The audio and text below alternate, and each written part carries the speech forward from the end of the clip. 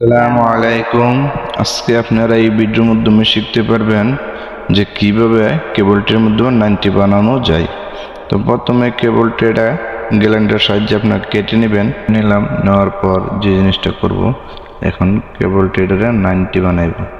তো আপনারা ভিডিওটা দেখতে থাকেন। যদি ভিডিওটা ভালো লাগে লাইক কমেন্ট শেয়ার করবেন। তারপর যে কাজটি করবো, আমরা আস্তে আস্তে কেবলটিটারে বেন্ড করব।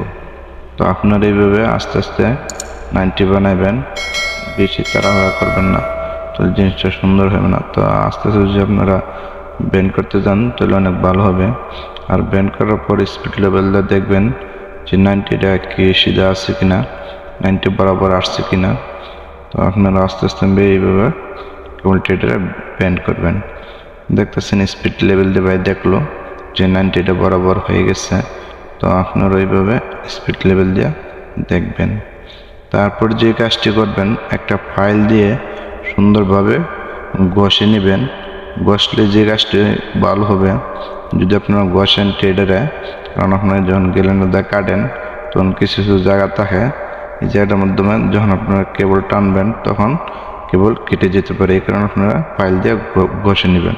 তারপর আমরা যে জয়েন্ট করতে হবে, জয়েন্ট প্লেট বানাইতেছি, আপনার জয়েন্ট প্লেট নিজের বানাই নেবেন।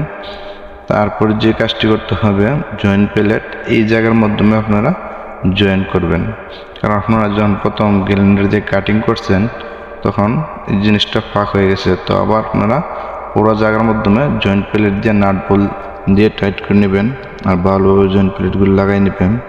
জয়েন্ট প্লেটটি লাগাইলে আপনাদের 90টা অনেক মজবুত হবে। যখন কেবল পুলিং করবেন তখন 90টা এদিকে ওইদিকে যাবে না, একদম বরাবর ফিটিং হবে। তো দেখতে থাকেন ভিডিওটা কীরকমভাবে 90 বানানো হয়। আর পুরো ভিডিওটা দেখলে আপনি অবশ্যই কিছু শিখতে পারবেন, ভিডিওটা স্কিপ করবেন না। তো প্রথমে একটা একটা করে জয়েন্ট প্লেটগুলো লাগাই নেবেন আর ব্যাটের ডিল দিয়ে আস্তে আস্তে হোল করে নেবেন। তো আপনি যখন লাস্টের যে জয়েন্টটা করবেন, জয়েন্ট প্লেটটা লাগাবেন, তখন স্পিড লেভেল দিয়ে আপনারা একদম সিধাটা দেখে নেবেন আপনাদের 90টা সিধা আছে কিনা। তো বাইরে দেখছেন স্পিড লেভেল দেওয়া সিধাটা দেখছে লেভেল সিধা আছে। তো আপনারা অবশ্যই লাস্টের জয়েন্ট প্লেটটা লাগাইবেন, তখন আপনার 90টা স্পিড লেভেল দেওয়া দেখে নেবেন আপনাদের 90টা একদম সিধা বরাবর আছে কিনা। তারপরে আপনারা লাস্টের জয়েন্ট প্লেটটা লাগাইবেন। তো দেখতেছেন ভাই লাস্টের জয়েন্ট প্লেটটা লাগাইলো, তারপর আবার স্পিড লেভেল দিয়ে চেক করে নিল যে সিধা আছে কিনা। তো আপনারা অবশ্যই এইভাবে দেখে নেবেন। যদি দেখে নেন তাহলে আপনাদের জিনিসটা ভালো হবে। তো স্পিড লেভেল দিয়ে অবশ্যই চেক করে নেবেন যে আপনাদের 90টা সিধা আছে কিনা। তো যদি সিধা থাকে জয়েন্ট প্লেটটি সবগুলো আবার টাইট করে নেবেন। তারপর যে এক পাশে হয়ে গেছে, আপনারা এই পাশেও সেম টু সেম যেভাবে আমরা জয়েন্ট করছি, জয়েন্ট প্লেটটি লাগাইছি, এইভাবে এই পাশে আপনারা জয়েন্ট প্লেটটি লাগাইবেন। এক পাশে দিলে হবে না, দুনো পাশে জয়েন্ট প্লেটটি লাগাইতে হবে। তো অবশ্যই আপনারা দুনো পাশে জয়েন্ট প্লেটগুলো দেওয়ার চেষ্টা করবেন।